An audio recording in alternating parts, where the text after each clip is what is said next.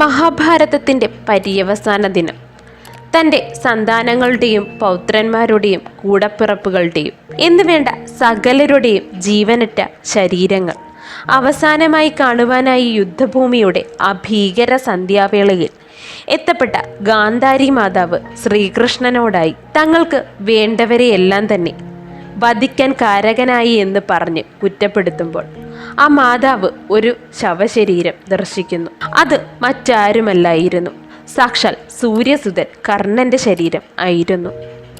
അവിടേക്ക് ഒന്ന് നോക്കിക്കൊണ്ട് ആ മാതാവ്, മഹേശ്വസനും മഹാബലനുമായ കർണനിതാ കിടക്കുന്നു.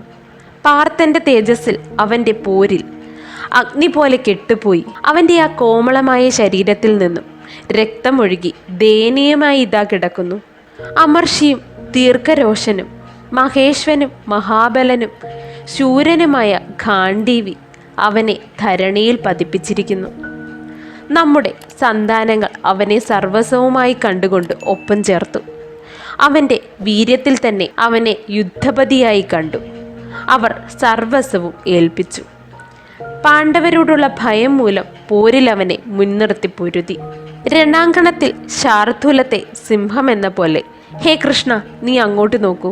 അവൻ്റെ പത്നി വൃഷാലി അവളുടെ കോമളമായ ആ കേശങ്ങൾ അഴിച്ചുകൊണ്ട് അലമുറയിടുന്നു.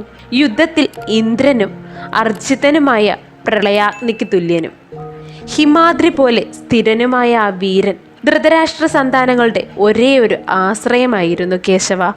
അവനല്ലേ ആ ഭൂമിയിൽ കാറ്റേറ്റ തരുപോലെ നിദ്ര പൂകിയിരിക്കുന്നത്. സ്വർണാലങ്കാര വിഭൂഷിതനായി ആ മഹാഭുജൻ ജീവിച്ചിരിക്കുന്നവനെ പോലെ തേജസ്സോടെ കിടക്കുന്നത് കണ്ടിട്ട് നിദ്ര പൂകിയിരിക്കുന്ന പോലെ നമുക്ക് തോന്നുന്നു. അങ്ങനെയേ നമുക്ക് വർണ്ണിക്കാനാകുന്നുള്ളൂ.